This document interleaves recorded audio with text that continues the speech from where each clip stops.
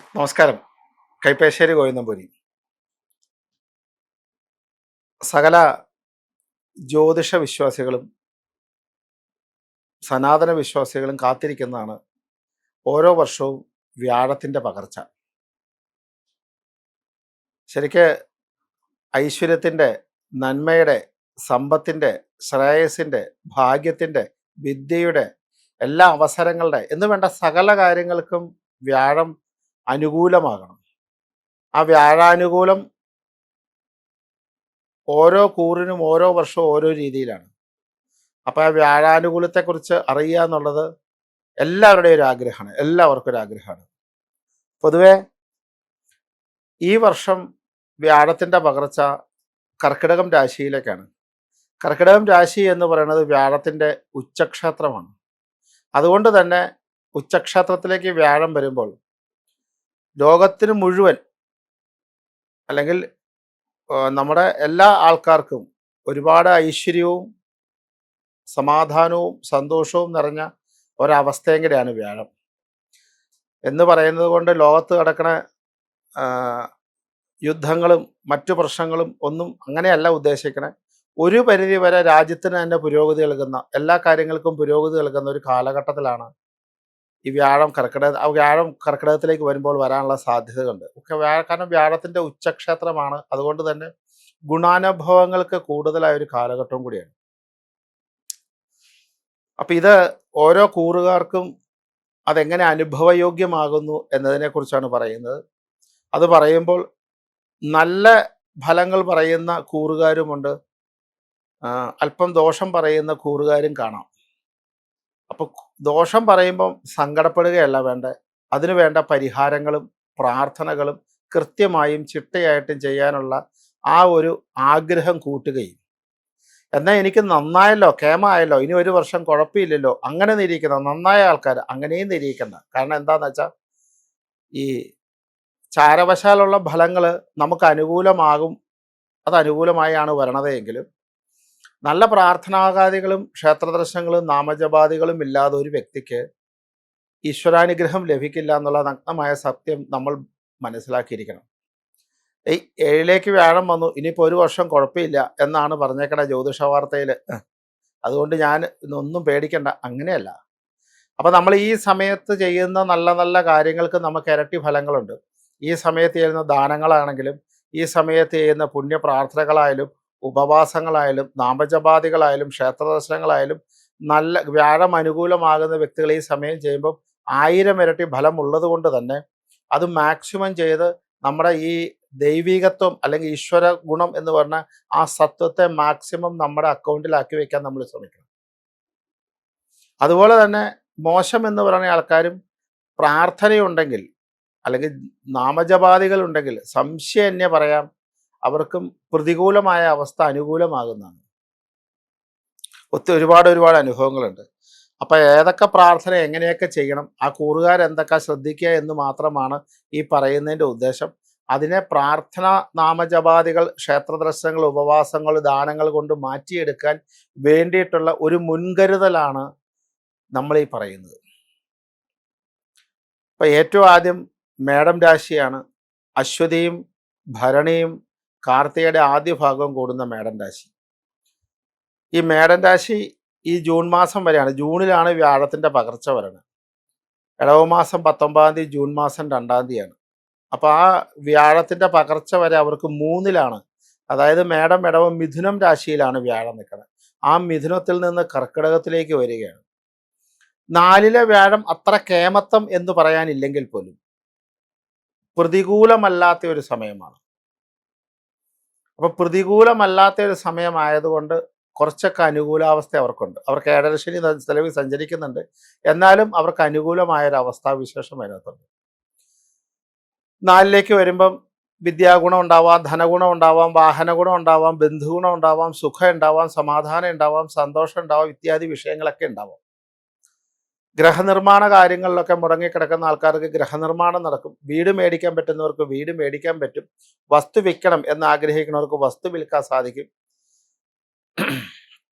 അതുപോലെ കുടുംബപരമായി നിൽക്കുന്ന സന്തോഷകരമായ നിമിഷങ്ങൾ ഉണ്ടാവുക, കുടുംബപരമായ സന്തോഷകരമായ യാത്ര ഉണ്ടാവുക, കുടുംബത്തെ സന്തോഷം നൽകുന്ന സന്ദേശങ്ങൾ ലഭിക്കുക, അങ്ങനെയുള്ള കാര്യങ്ങളൊക്കെ ലഭിക്കുക. അതുപോലെ തന്നെ കൃഷിഭൂമിയിൽ കാർഷികാദായം കൂടാം, കാർഷിക നന്മകൾ ഉണ്ടാവും, ഐശ്വര്യപ്രദമായ കാര്യങ്ങളുണ്ടാവും. ഇതിനൊക്കെ സാധ്യതയുള്ള സമയമാണ്. എങ്കിലും 50 വയസ്സിന് മുകളിലുള്ളവർക്ക് അസുഖാദി ദുരിതങ്ങളും വാദത്തിൻ്റെയും പിത്തത്തിൻ്റെയും അസുഖങ്ങൾ വർദ്ധിക്കാനും ഒക്കെ സാധ്യതകളും അതിനകത്ത് കൂടുതലാണ്. അതുപോലെ ശിരോസംബന്ധമായി നിൽക്കുന്ന അസുഖങ്ങളും മറ്റു കാര്യങ്ങളൊക്കെ വേണമെങ്കിൽ വരാം. അതിപ്പോൾ ഈ വ്യാഴത്തിൻ്റെ പകർച്ച മാത്രമല്ല, മറ്റ് ഗ്രഹനിലയും കൂടെ കൂടി വെച്ച് പറഞ്ഞതാണ്. അതുകൊണ്ട് ഈ മേടൻ രാശിക്ക് വ്യാഴത്തിൻ്റെ മാറ്റം അനുകൂലമാണ്, പൂർണ്ണാനുകൂലം അല്ലെങ്കിൽ അനുകൂലമാണ്. ഒരു എല്ലാത്തിനും ഒരു വഴി തുറക്കുന്ന കാലഘട്ടമാണ്, അതിന് സംശയമില്ല. പക്ഷേ എങ്കിലും അതിൻ്റേതായി നിൽക്കുന്ന പ്രാർത്ഥനകളും കാര്യങ്ങളൊക്കെ ചെയ്യുന്നത് നല്ലതാണ്.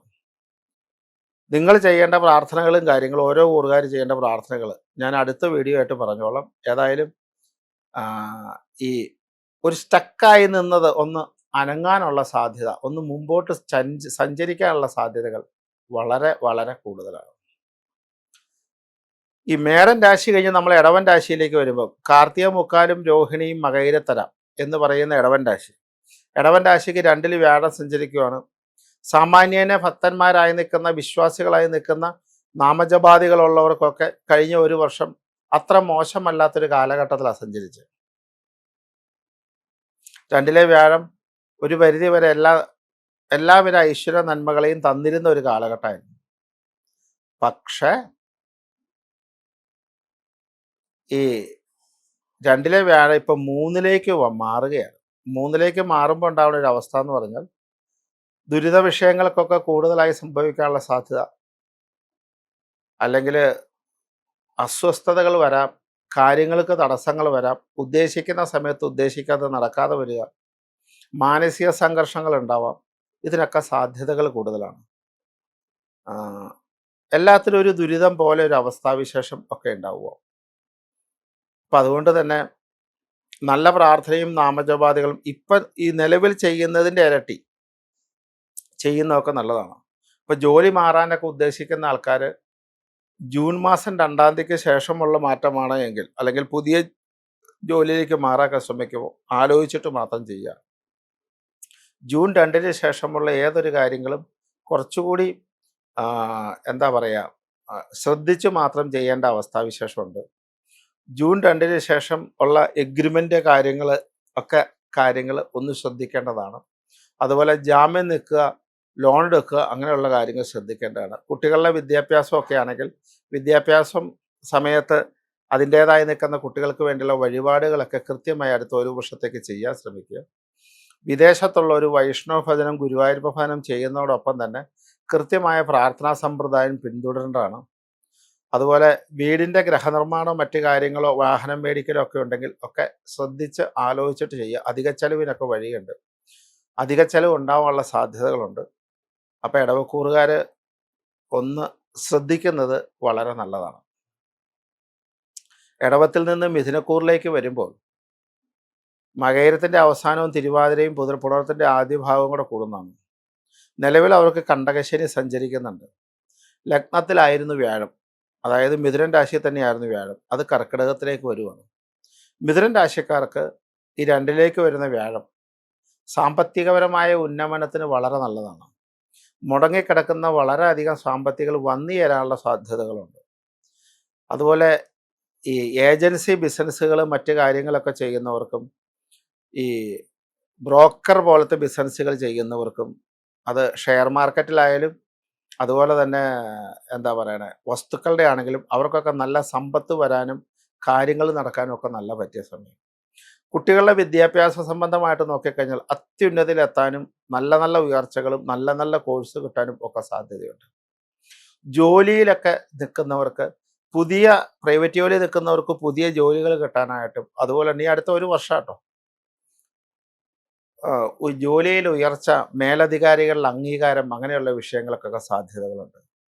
അതുപോലെ ഇൻഷുറൻസ് ചിട്ടിയിലൊക്കെ പൈസ മുടക്കിയവർക്കും അതൊക്കെ കിട്ടാനുള്ള സാധ്യതകളും സാമ്പത്തിക വരുമാനവും സാമ്പത്തിക ശ്രേയസ്സും കൂടാനുള്ള സാധ്യതകൾ കൂടുതലാണ്. ഈ എന്താ പറയണേ, പൊതുവെ നല്ല വാക്ശുദ്ധിയും നല്ല കുടുംബ ബന്ധങ്ങളും കുടുംബ സംഗമങ്ങളും സമാധാനത്തിനും ഒക്കെ സാധ്യതയുണ്ട്. 10ല് ശനി നിൽക്കുന്നുണ്ട്. അതുപോലെ വിവാദങ്ങളിലൊന്നും ചെന്ന് പെടാതിരിക്കാനായിട്ട് എപ്പോഴും ശ്രദ്ധിച്ചോണം. വിവാദ വിഷയങ്ങളിലൊന്നും വേണ്ട.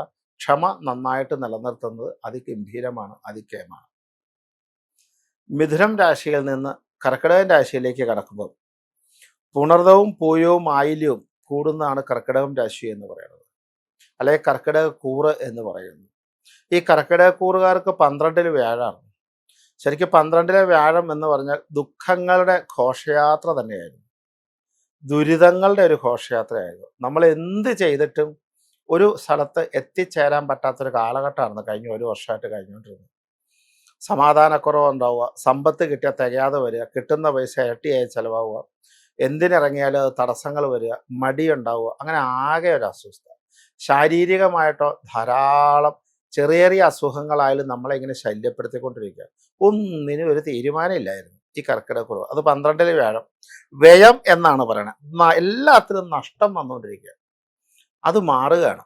അതിപ്പോൾ ഈ ജൂൺ മാസത്തിലെ വ്യാഴപ്പകർച്ച കൂടി ലഗ്നത്തിലേക്ക് വരുവാണ്. ലഗ്നത്തിൽ കേമാണോ എന്ന് വെച്ചാൽ അത്ര കേമല്ല. പക്ഷെ 12ൽ നിൽക്കുന്ന വ്യാഴത്തെക്കാളും അത്ര പ്രതികൂലത്ത് നിൽക്കുന്ന അവസ്ഥയെക്കാളും അനുകൂലമാണ് ലഗ്നത്തിലേക്ക് വ്യാഴം വരുന്നത്. അവിടെ ഒരു കേസരി യോഗം കൂടി ഉണ്ട്, ചന്ദ്രനും വ്യാഴവും കൂടി ഒരുമിച്ച് കൂടുന്നൊരവസ്ഥ കൂടെ ഉണ്ട്. അപ്പം അതുകൊണ്ട് തന്നെ അതിന് ഭംഗി കൂടുതലാണ്. ഭംഗി കൂടുതലായതുകൊണ്ട് എന്താ പറയണേ, വളരെ കയറ്റത്ത് ചെന്ന വണ്ടി പെട്ടെന്ന് സ്റ്റാർട്ടായി മുകളിലേക്ക് എടുക്കുന്നു. കയറ്റാണ്, വിഷമിച്ചേ കയറുള്ളൂ, പക്ഷെ വണ്ടി മുന്നോട്ട് പോയി. അങ്ങനെ ഒരു അവസ്ഥയിലേക്ക് വരും. എന്നുവെച്ചാൽ യാത്ര തുടരും, തടസ്സമില്ലാതെ യാത്ര തുടരാം. അവർക്കുടെ കാര്യങ്ങൾക്ക്, നിന്ന കാര്യങ്ങൾക്കൊക്കെ ഒരു പുരോഗതി ഉണ്ടാവും. വരുന്ന പൈസകൾക്കൊരു നിലനിൽപ്പുണ്ടാവും. പൈസ വരാനുള്ള മാർഗങ്ങൾ കൂടും.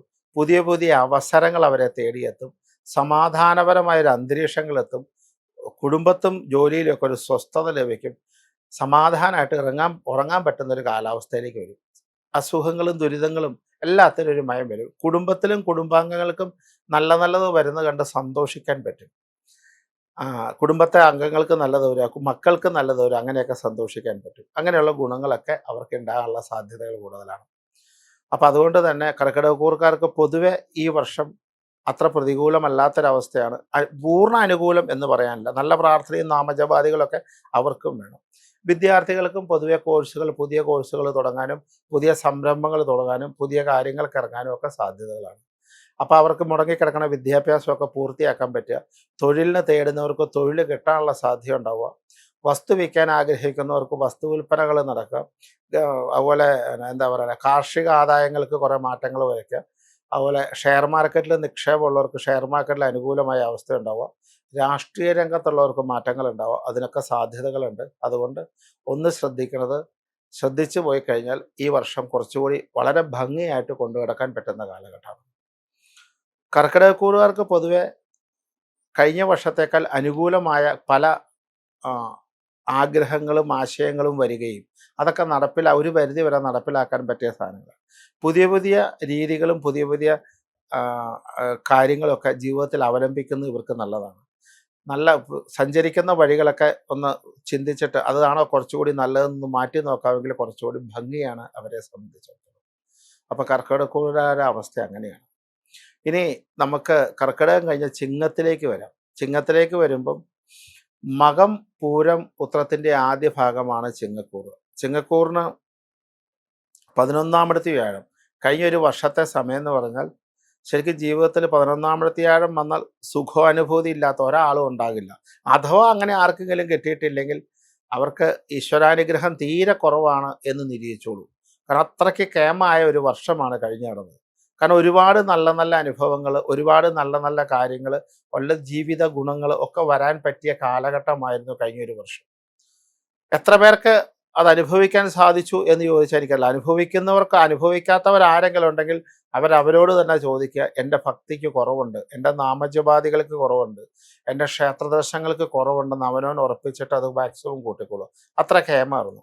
എന്നാൽ അവർക്ക് ഈ വ്യാഴപ്പകർച്ച ദുരിതത്തെ പ്രദാനം ചെയ്യും. കാരണം 12ലേക്ക് വ്യാഴം വരികയാണ്. 12ലേക്ക് വ്യാഴം വരിക എന്ന് പറഞ്ഞാൽ നഷ്ടങ്ങളുടെ കാലഘട്ടമാണ്, വ്യയത്തിൻ്റെ കാലഘട്ടമാണ്, സംഘർഷങ്ങളുടെ കാലഘട്ടമാണ്, മാനസിക വ്യതകളുടെ കാലഘട്ടമാണ്, കുടുംബാന്തരീക്ഷത്തിൽ ബുദ്ധിമുട്ടുണ്ടാകും, കുടുംബജനങ്ങളിൽ ബുദ്ധിമുട്ടുണ്ടാകും, പരസ്പര വൈരുദ്ധ്യങ്ങൾ ഉണ്ടാവും. അതിന് മുഴുവൻ സാധ്യതകൾ വളരെ കൂടുതലാണ്.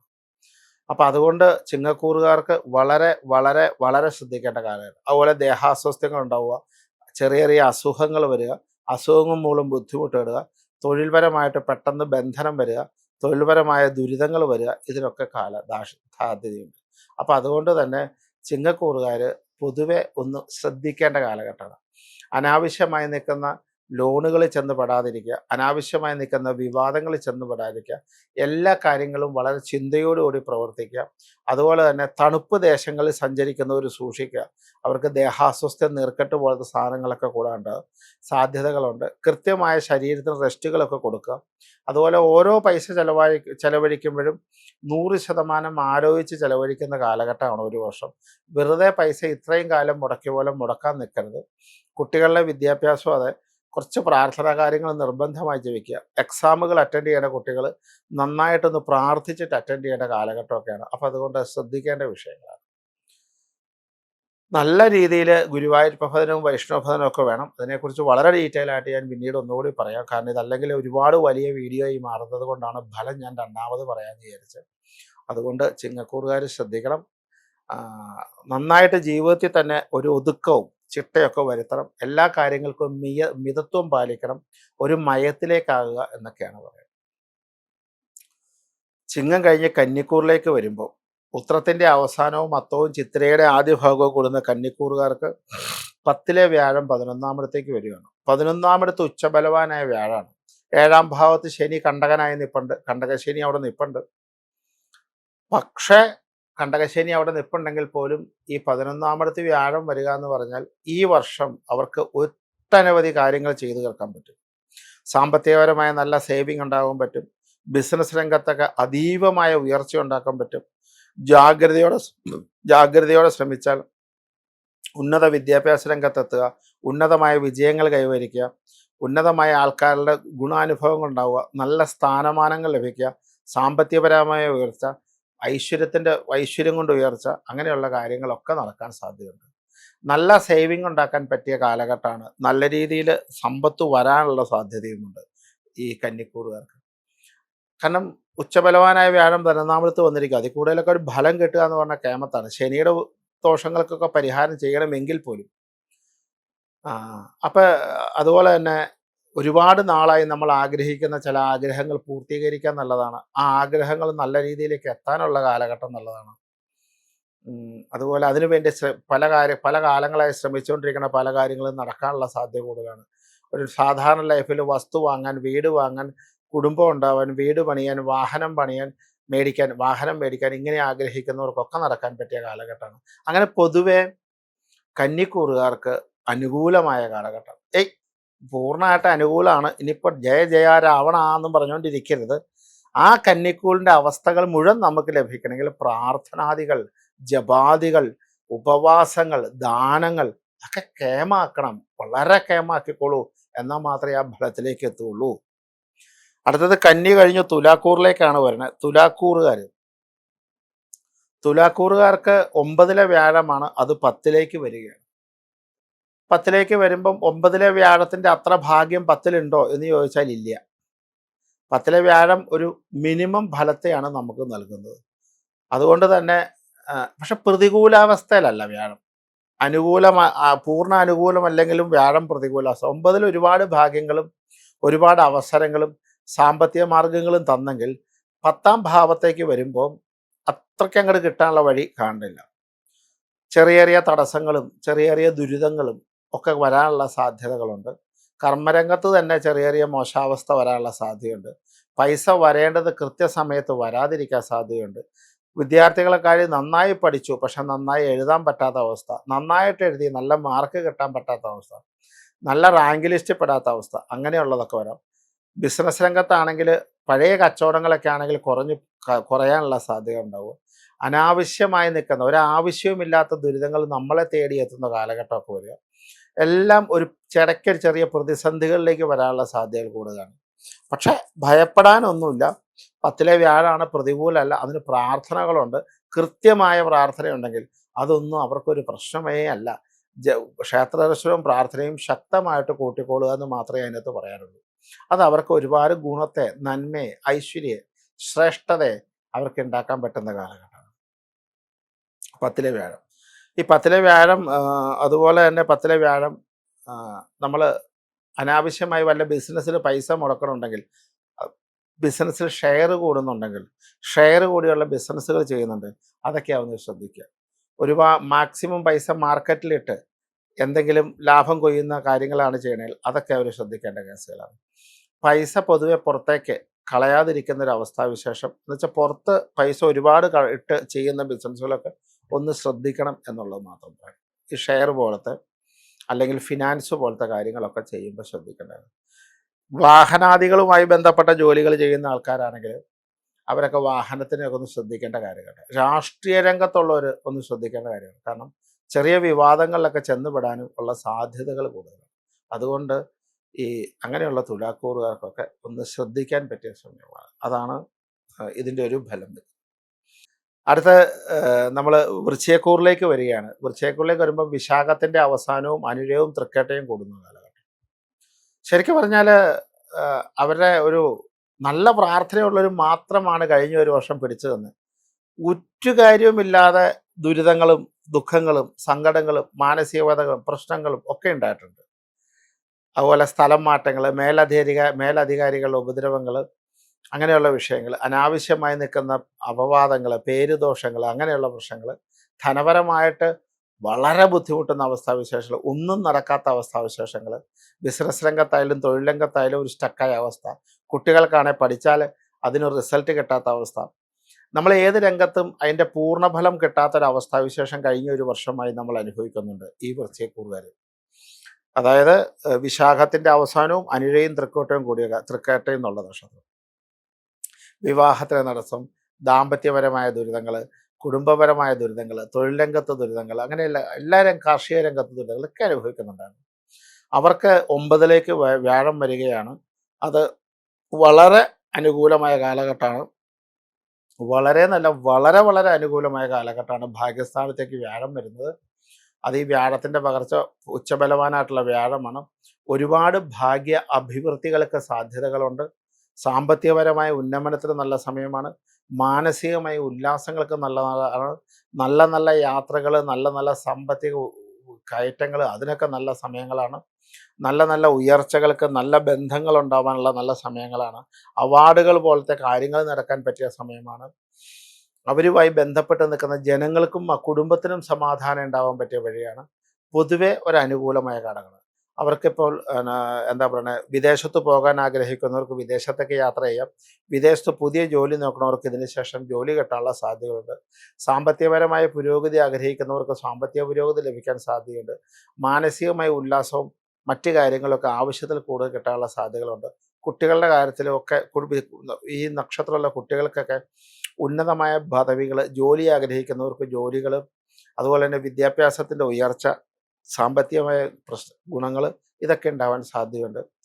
ഗ്രഹനിർമ്മാണം, കാർഷിക ഭൂമി മേടിക്കൽ, കാർഷിക ഉൽപ്പാദനം, അതിനൊക്കെ നല്ല സ്ഥലങ്ങളാണ്, നല്ല സമയങ്ങളാണ്. ഷെയർ മാർക്കറ്റിൽ പൈസ നിക്ഷേപിക്കുന്നവർക്ക് നല്ല സമയമാണ്. സിനിമാക്കാർക്കും രാഷ്ട്രീയക്കാർക്കും വളരെ നല്ല ഫലങ്ങളെ നൽകുന്നതാണ്. നല്ല അനുകൂലമായ ഘടകങ്ങൾ നൽകുന്നതാണ്. എല്ലാം ഈ പറയുന്ന ഈ കാലഘട്ടത്തിൽ നടക്കാൻ പറ്റിയ കാലഘട്ടമാണ് ഈ വൃശ്ചിക കൂറുകാർക്ക്. പക്ഷേ ഞാൻ പറയണു, 4 രാഹുവൊക്കെ ഉണ്ട്. പ്രാർത്ഥന നിപുണമായി നിൽക്കുന്ന ഒരു കാലഘട്ടവും കൂടെ നമുക്ക് വേണം. എങ്കിൽ മാത്രമാണ് പൂർണ്ണമായ ഭാഗ്യാഭിവൃദ്ധി ഉണ്ടാവുള്ളൂ. ഈശ്വരനെ നമ്മൾ സേവിക്കുമ്പോഴാണ് നമുക്ക് കിട്ടേണ്ടതായ ഫലങ്ങൾ പൂർണ്ണമായും നമ്മൾ കിട്ടുകയുള്ളൂ. ഈ അടുത്തത് ധനുക്കൂറിലേക്ക് വരുമ്പോൾ മൂലവും പൂരാടവും ഉത്രാടത്തിൻ്റെ ആദ്യത്തെ ഭാഗം. അവർക്ക് 4ാം ഭാവത്ത് കണ്ടകശനിയും 7ാം ഭാവത്ത് വ്യാഴവും ഒക്കെ നടന്നു. ധനുക്കൂറുകാർക്ക് കണ്ടകശയുടെ ഉപദ്രവങ്ങളൊക്കെ നന്നായിട്ട് കാണിക്കുന്നുണ്ട്. കഴിഞ്ഞ ഒരു വർഷമൊക്കെ ആയിട്ട് ഒരു വരെയില്ലാതെ ദുരിതങ്ങൾ, അസുഖങ്ങൾ, അസ്വസ്ഥത, മാനസിക വിഷമങ്ങളൊക്കെ അവർക്ക് കാണിച്ചിട്ടുണ്ട്. 7ലെ വ്യാഴം അത്ര പ്രതികൂലമല്ലായിരുന്നു, അനുകൂലമായിരുന്നു. ഒരു പരിധിവരെ കാര്യങ്ങൾക്ക് അനുകൂലമാകുക ഒക്കെ ഉണ്ടെങ്കിലും കഷ്ടപ്പെടുന്ന റിസൾട്ടൊക്കെ അത്ര കേമായിട്ട് കിട്ടിയെന്ന് പറയാൻ പറ്റുന്ന കാലഘട്ടമല്ല. എങ്കിലും കാര്യങ്ങൾ നടക്കുക, സാമ്പത്തികപരമായ എല്ലാ കാര്യങ്ങൾക്കും ഒരു അനുകൂലമായിരുന്നു കഴിഞ്ഞ വർഷം. പക്ഷേ ഇനി വരാൻ പോകുന്നത് എന്താ പറയണേ, അഷ്ടമത്തിലേക്ക് വ്യാഴം പോവുകയാണ്. അഷ്ടമത്തിലെ വ്യാഴം പോവുക എന്ന് പറഞ്ഞാൽ ദുരിതം വരാം. ഒന്ന് കണ്ടകശനി കൂടെ നിൽക്കുന്നുണ്ട്. ഈ വർഷം ശനിയുടെ പകർച്ചയില്ല. അപ്പോൾ അതുകൊണ്ട് തന്നെ ദുരിതങ്ങൾ ഉണ്ടാകാനുള്ള വഴിയുണ്ട്. എല്ലാ കാര്യങ്ങൾക്കും തടസ്സം, പരീക്ഷകൾക്ക് തോൽവി, ഉദ്ദേശിച്ച മാർക്ക് കിട്ടാത്ത അവസ്ഥ, മാനസികമായ സംഘർഷങ്ങൾ ഉണ്ടാവുക, അനാവശ്യമായി നിൽക്കുന്ന ദുരിതങ്ങൾ ഉണ്ടാവുക, സങ്കടങ്ങൾ ഉണ്ടാവുക, ഇങ്ങനെയുള്ള സാധ്യതകളൊക്കെ കൂടുതലായിട്ട് കാണപ്പെടുന്നു. അതുപോലെ തന്നെ ഒരു കാര്യവും മുന്നോട്ട് കൃത്യസമയത്ത് പോകാതിരിക്കുക. നമ്മൾ ഇടപെടുന്ന കാര്യങ്ങളിലൊക്കെ നമുക്ക് തന്നെ ദുരിതങ്ങളായ കാലഘട്ടം വരിക. നമ്മളോട് നമ്മുടെ ബന്ധുമിത്രാദികൾ അകൽച്ച കാണിക്കുക. നമ്മുടെ ഗ്രാമത്തിലായാലും അയൽവക്കത്തായാലും നമുക്കൊരു കാര്യവുമില്ല, വിരോധികൾ ഉണ്ടാവുക. തൊഴിൽ സ്ഥലത്ത് വിരോധികൾ ഉണ്ടാവുക. ഇങ്ങനെയുള്ള സാധ്യതകളൊക്കെ കാണാം. കുടുംബ ബന്ധങ്ങളും കുടുംബജനങ്ങളും ഭദ്രമായി സൂക്ഷിക്കാനുള്ള എല്ലാ മാർഗങ്ങളും വിട്ടുവീഴ്ചകളും മനസ്സിൽ ചെയ്യണം. വാക്കുകൊണ്ടും ബുദ്ധി കൊണ്ടും പ്രവൃത്തി കൊണ്ടും ക്ഷമ എന്ന് പറയുന്ന ശീലം നന്നായി പാലിക്കുക. എടുത്തിയാട്ടം ഒരു കാരണവശാലും പാടില്ല. വാഹനങ്ങൾ ഉപയോഗിക്കുമ്പോൾ രാത്രികാല സഞ്ചാരങ്ങളും കൃത്യമായി ശ്രദ്ധിക്കുക. അസുഖാദികളും അപകടങ്ങളും ദുരിതങ്ങളും വരാതിരിക്കാൻ ശ്രദ്ധിക്കുക. സാമ്പത്തികം ചെലവഴിക്കുന്ന മേഖലകളിൽ വളരെ കൃത്യമായി ആലോചിച്ച ശേഷം ഇതാക്കുക. ഒരു കാരണവശാലും ബാധ്യതകൾ വരുത്തുന്ന ഒരിടപാടുകളും നമ്മൾ ചെയ്യാൻ പോകരുത്. നമുക്ക് സമ്പത്ത് ചെലവാക്കുമ്പോൾ ഒരു തവണയല്ല 1000 തവണ ആലോചിച്ചിട്ട് മാത്രം ചെയ്യുക. അങ്ങനെയുള്ള കാര്യങ്ങൾക്കൊക്കെ ശ്രദ്ധിക്കേണ്ട കാലഘട്ടമാണ് ധനുക്കൂറുകാർ. എല്ലാ കാര്യങ്ങളും 1000 പ്രാവശ്യം ആലോചിച്ചിട്ട് മാത്രം ചെയ്യുക ധനുക്കൂറുകാർ. അപ്പം അതുകൊണ്ട് അത് ഒന്നും ശ്രദ്ധിക്കുന്നത് വളരെ വളരെ വളരെ നല്ലതാണ്. ധനുക്കൂറിൽ നിന്നും നമ്മൾ മകരക്കൂറിലേക്ക് വരുമ്പോൾ ഉത്രാടത്തിൻ്റെ അവസാനവും തിരുവോണവും ഔട്ടത്തിൻ്റെ ആദ്യ ഭാഗവും കൂടുന്നതാണ് മകരക്കൂറ്. മകരക്കൂറ് എന്ന് പറയുന്നത് ശരിക്കും 6 വ്യാഴം സഞ്ചരിക്കുന്ന സമയം, 12 രാഹു, അങ്ങനെ കഴിഞ്ഞ ഒരു വർഷമൊക്കെ എന്ന് പറഞ്ഞാൽ അത്ര നന്നായിരുന്ന ഒരു വർഷക്കാലമല്ല. കാരണം സാമ്പത്തികപരമായിട്ട് അത്ര ദുരിതങ്ങളൊന്നും അവർക്ക് ഉണ്ടായില്ലെങ്കിൽ പോലും നല്ല പൈസ ചിലവുള്ള വർഷമാണ്. സാമ്പത്തികപരമായി നന്നായിട്ട് ഗംഭീരമായിട്ട് പൈസ ചിലവായ വർഷം. 1 രൂപ പോലും കയ്യിലിരിക്കാൻ പറ്റാത്ത അവസ്ഥ, അത്രയ്ക്ക് ചിലവുകളുള്ളൊരു കാലഘട്ടമായിരുന്നു മകരക്കൂറുകാർക്ക്. അതുപോലെ തടസ്സങ്ങളും ദുരിതങ്ങളും അസ്വസ്ഥതയൊക്കെ നിറഞ്ഞ വർഷങ്ങളായിരുന്നു മകരക്കൂറുകാർക്ക്. അങ്ങനെയുള്ള അവസ്ഥകളിൽ നിന്ന് 7ലേക്ക് വ്യാഴം ഏകദേശം കേസരിയോഗത്തോടു കൂടി വരികയാണ്. അത് വളരെ ഗംഭീരമാണ്. അടുത്ത ഒരു വർഷം എന്ന് പറഞ്ഞാൽ ഈ കൂറുകാർക്ക് നല്ല രീതിയിൽ പ്രതീക്ഷിക്കാത്ത പല സ്ഥലങ്ങളിൽ നിന്നും സമ്പത്ത് വന്നു ചേരാനുള്ള സാധ്യത, സാമ്പത്തികപരമായ നല്ല ഉന്നമനം ഉണ്ടാവാനുള്ള വസ്തുത, നല്ല നല്ല വാഹനങ്ങൾ മേടിക്കാൻ പറ്റിയ സമയം, ഗ്രഹങ്ങൾ മോടി പിടിപ്പിക്കാൻ സമയം, വിവാഹം നടക്കാൻ പറ്റിയ സമയം, വിവാഹത്തിന് ശേഷമുള്ള യാത്രകൾക്ക് പറ്റിയ സമയം, നല്ല ദാമ്പത്യ പ്രശ്നങ്ങളിലൊക്കെ വീണ്ടും അതൊക്കെ യോജിക്കാൻ പറ്റിയ സമയം, എല്ലാം പറ്റിയ സമയമാണ് മകരക്കൂറുകാർക്ക്. അതിനുള്ള കാരണങ്ങളൊക്കെ ഉണ്ട്. അത് ഇവിടെയാണെങ്കിലും വിദേശത്തായാലും ജോലി ചെയ്യുന്നവർക്കൊക്കെ നല്ല അനുഭവങ്ങളും നല്ല അനുഭവ ഗുണങ്ങളും ഉണ്ടാവാനുള്ള സാധ്യത, സന്തോഷകരമായി നിൽക്കുന്ന നിമിഷങ്ങളും യാത്രകളും കുടുംബ ബന്ധങ്ങളും മംഗളകർമ്മങ്ങളും ഒക്കെ കുടുംബത്തിലും ജീവിതത്തിലൊക്കെ വരാൻ പറ്റിയ കാലഘട്ടങ്ങൾ. ഇപ്പോൾ പുറത്ത് ജോലി കിട്ടണം, വിദേശത്ത് ജോലി കിട്ടണം എന്ന് ആഗ്രഹിക്കുന്നവർക്ക് വിദേശത്ത് ജോലി കിട്ടാൻ സാധ്യത. ഇവിടെ ഇപ്പോൾ ഗവൺമെൻറ് ജോലി ആഗ്രഹിക്കുന്നവർക്ക് ടെസ്റ്റുകൾ എഴുതിയാൽ പാസ്സാവാൻ പറ്റിയ കാലഘട്ടം. അതുപോലെ തന്നെ കേന്ദ്ര സർവീസിലും കേരള സർവീസിലും ജോലിക്ക് പറ്റിയ സമയം, ഷെയർ മാർക്കറ്റിലൊക്കെ അത്യാവശ്യം സമ്പത്ത് നിക്ഷേപിക്കാൻ പറ്റിയ കാലഘട്ടം, അതിനൊക്കെ പറ്റിയ സമയമാണ് ഈ പറഞ്ഞ മകരക്കൂറുകാർക്ക് എന്ന് പറയേണ്ടി വരും. പൊതുവെ എന്താ പറയണേ, നമ്മൾ പ്രതീക്ഷിച്ച് ഒരുപാട് കാലമായി ആഗ്രഹിച്ച പല കാര്യങ്ങൾക്കും നിവൃത്തി ഉണ്ടാകുന്ന കാലഘട്ടം കൂടെയാണ്. അപ്പം അതൊക്കെ പൊതുവെ മകരക്കൂറുകാർക്ക് അനുകൂലമാണ്, ഐശ്വര്യപ്രദമാണ്, സമാധാനപ്രദമാണ്, സമ്പൽ സമൃദ്ധമായൊരു കാലഘട്ടമാണ്, നന്മയുടെ കാലഘട്ടമാണ്, ഐശ്വര്യത്തിൻ്റെ കാലഘട്ടമാണ്. അങ്ങനെയൊക്കെ ഇരുന്നാലും അതിൻ്റെ പ്രാർത്ഥന കാര്യങ്ങളും മറ്റു കാര്യങ്ങളും ഒക്കെ കൃത്യമായി ചെയ്തും കൂടെ പോകുമ്പോഴാണ് അതിൻ്റെ പൂർണ്ണമായ ഗുണത്തിലേക്ക് എത്താൻ ചേരുന്നത്. ഈ മകരക്കൂറ് കഴിഞ്ഞ് കുംഭക്കൂറിലേക്ക് വരുമ്പോൾ, കുംഭം എന്ന് പറയാൻ ഔട്ടത്തിൻ്റെ അവസാനവും ചതയവും പൂരുട്ടാതിയും കൂടുന്നു. ആ കൂറിലേക്ക് വരുമ്പോൾ വ്യാഴം 6ലേക്ക് മാറുകയാണ്. അടുത്ത ഒരു വർഷം വിവാദങ്ങളുടെ കാലഘട്ടമായിരിക്കും. നല്ല രീതിയിൽ വിവാദങ്ങളുടെ കാലഘട്ടം വരും. അത് എസ്പെഷ്യലി സിനിമാ രംഗത്ത് നിൽക്കുന്നവർക്ക്, രാഷ്ട്രീയ രംഗത്ത് നിൽക്കുന്നവർക്ക് ഒരു തരി മനസ്സമാധാനം പോലും കിട്ടാത്ത കാലഘട്ടം വരും. ഒരു തരി മനസ്സമാധാനം പോലും കിട്ടില്ല. കാരണം എന്നും പ്രശ്നങ്ങൾ ഉണ്ടാകുന്നൊരു കാലഘട്ടത്തിൽ, പേരുദോഷം എന്ന കാലഘട്ടം, നല്ല പേരുണ്ടായിരുന്ന ചീത്ത പേരായി വരുന്ന അവസ്ഥ, സ്വന്തം ജനങ്ങൾ വിരോധത്തിൽ വരാൻ പറ്റിയ അവസ്ഥാവിശേഷം, സ്വജനങ്ങൾ വിരോധത്തിൽ വരാൻ പറ്റിയ അവസ്ഥകൾ, ഇതിനൊക്കെ സാധ്യതയുണ്ട് ഈ പറയുന്ന അവിട്ടത്തിൻ്റെ അവസാനവും ചതയവും പൂരിട്ടാതെ ആദ്യ കൂടും കിടക്കുന്ന സമയം. അവിടെ 2ാം ഭാവത്ത് ശനി നിൽക്കണം. ധനപരമായ വിഷയങ്ങളുണ്ടാവുക, ഭരണപരമായ കാര്യങ്ങളിൽ അവർ ചെയ്യുന്ന ഓഫീസുകൾ, അവർ ചെയ്യുന്ന സ്ഥലങ്ങളിൽ അവിടെ സാമ്പത്തിക പ്രതിസന്ധികൾ ഉണ്ടാവുക. അതുകൊണ്ട് ഇവർക്ക് സാമ്പത്തിക പ്രശ്നങ്ങൾ ഉണ്ടാവുക, കൂടെ നിൽക്കുന്നവരുടെ ഉള്ള ഉപദ്രവങ്ങൾ ഉണ്ടാവുക. അങ്ങനെയൊക്കെ വഴിയുണ്ട്. സാധാരണ ജനങ്ങളെ സംബന്ധിച്ച് നോക്കിക്കഴിഞ്ഞാൽ ദുർച്ചെലവ് കൂടുക, സമ്പത്ത് വരാനുള്ള തടസ്സങ്ങൾ വരിക, മാനസിക സംഘർഷങ്ങൾ ഉണ്ടാവുക, അനാവശ്യമായി നിൽക്കുന്ന ആരോഗ്യ പ്രശ്നങ്ങൾ ഉണ്ടാവുക, അങ്ങനെയുള്ള വിഷയങ്ങളും മറ്റു കാര്യങ്ങളൊക്കെ നടക്കാം. പക്ഷേ നല്ല പ്രാർത്ഥനാ രീതിയിലും നല്ല ജപത്തിലൂടെയും നല്ല വിശ്വാസത്തിലൂടെയൊക്കെ അവർ സഞ്ചരിച്ചു കഴിഞ്ഞാൽ അവരുടെ ജീവിതത്തിനകത്ത് വീണ്ടും വലിയ വലിയ ഉപദ്രവങ്ങളില്ലാതെ അവർക്ക് പോകാൻ പറ്റും.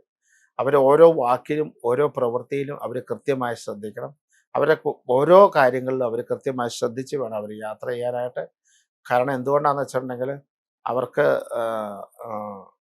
കാലഘട്ടം മോശമായ കാരണം ഓരോന്നിലും അവർ കൃത്യമായി ശ്രദ്ധിക്കുക. പ്രത്യേകിച്ച് കൂടെ നിൽക്കുന്നവർ ശ്രദ്ധിക്കുക. വിദേശത്തൊക്കെ ജോലിയുള്ളവർ പെട്ടെന്നൊരു മാറ്റത്തിന് ശ്രമിക്കരുത്. കാരണം കുറച്ചുകൂടെ നല്ല ശമ്പളം കിട്ടി മാറിയേക്കാന്നൊക്കെ വെക്കുമ്പോൾ ആലോചിച്ചിട്ട് വേണം. എവിടെയെങ്കിലും സമ്പത്ത് കൊണ്ട് മുടക്കുമ്പം ആലോചിച്ചിട്ട് വേണം. പൈസകൾ കൊണ്ട് മുടക്കുന്നുണ്ടെങ്കിൽ ആലോചിച്ച് വേണം. ആരോഗ്യകാര്യങ്ങൾ കൃത്യമായി നോക്കിക്കൊള്ളുക. ഓരോ ട്രാൻസാക്ഷൻ നമ്മൾ ശ്രദ്ധിച്ചോളുക. അതുപോലെ പെട്ടെന്ന് ഗ്രഹനിർമ്മാണോ കാര്യങ്ങളൊക്കെ ചെയ്യുമ്പോൾ അത് ആലോചിക്കുക. ബാക്കിയുള്ള കുടുംബാംഗങ്ങളുടെ ജാതകം കൂടെ നോക്കി മാത്രമേ ചെയ്യാവുള്ളൂ. എങ്ങും കൊണ്ടുപോയി പൈസ അനാവശ്യമായി നിക്ഷേപിക്കാതിരിക്കുക, ആരെയും കണ്ണടച്ച് വിശ്വസിക്കാതിരിക്കുക. അത്രയൊക്കെ കാര്യങ്ങൾ അവർ ചെയ്തുകൊണ്ട് പോയിക്കൊണ്ടിരിക്കണം. അത് കുംഭക്കൂറുകാർ ശ്രദ്ധിക്കേണ്ട കാര്യങ്ങളാണ്. അടുത്തത് നമ്മൾ അവസാനത്തെ കൂറായ മീനത്തിലേക്ക് വരികയാണ്. പൂരുരുട്ടാതിയും അവസാനവും ഉത്രട്ടാതിയും രേവതിയും കൂടെ കൂടുന്നതാണ്. ശരിക്ക് ലഗ്നത്തിൽ ശനി നിൽക്കുകയാണ്. അവർക്ക് 4ലാണ് വ്യാഴം നിന്ന്, അവർക്ക് 5ലേക്ക് വ്യാഴം വരികയാണ്. ഒരു പരിധി കൂടുതൽ അനുകൂലമായ കാലഘട്ടമാണ് മീനക്കൂറുകാർക്ക്. 5ലെ വ്യാഴം വരിക എന്ന് പറഞ്ഞാൽ ഒന്ന് സന്തതി പരമ്പരകളുടെ ഉയർച്ച ഉണ്ടാവുക, സമാധാനം ഉണ്ടാവുക, സന്തോഷം ഉണ്ടാവുക, അങ്ങനെയുള്ള കാര്യങ്ങൾക്കൊക്കെ സാധ്യതകളുണ്ട്. അതുപോലെ തന്നെ എല്ലാ ജീവിതത്തിലുണ്ടാകുന്ന കുറേ ഐശ്വര്യപ്രദമായ കാര്യങ്ങൾക്ക് സാധ്യതകളുണ്ട്. ഒരുപാട് മംഗളകരമായി നിൽക്കുന്ന മുഹൂർത്തങ്ങളും രസകരമായി നിൽക്കുന്ന അനുഭവങ്ങളും ജീവിതത്തിൽ ഉണ്ടാവാൻ സാധ്യതയുണ്ട്. നല്ല നല്ല ആദായത്തിലൂടെ കിട്ടുന്ന സമ്പത്തിന് ഉയർച്ചയും നല്ല തൊഴിൽ മാറ്റവും തൊഴിൽപരമായ പുരോഗതിയും സാമ്പത്തികമായ പുരോഗതിയും ഇതിലൊക്കെ സാധ്യതകളുണ്ട്. തൊഴിൽപരമായ മേൽഗതി, അതായത് പ്രൊമോഷൻസ് കിട്ടുക, നല്ല സ്ഥലങ്ങളിലേക്ക് സ്ഥലം മാറ്റം കിട്ടുക, നല്ല ജോലി കിട്ടുക, നമ്മൾ പ്രതീക്ഷിക്കാത്ത സമയത്ത് ജോലി കിട്ടുക, ഗവൺമെൻറ് ജോലി കിട്ടുക, അതിനൊക്കെ സാധ്യതയുണ്ട്.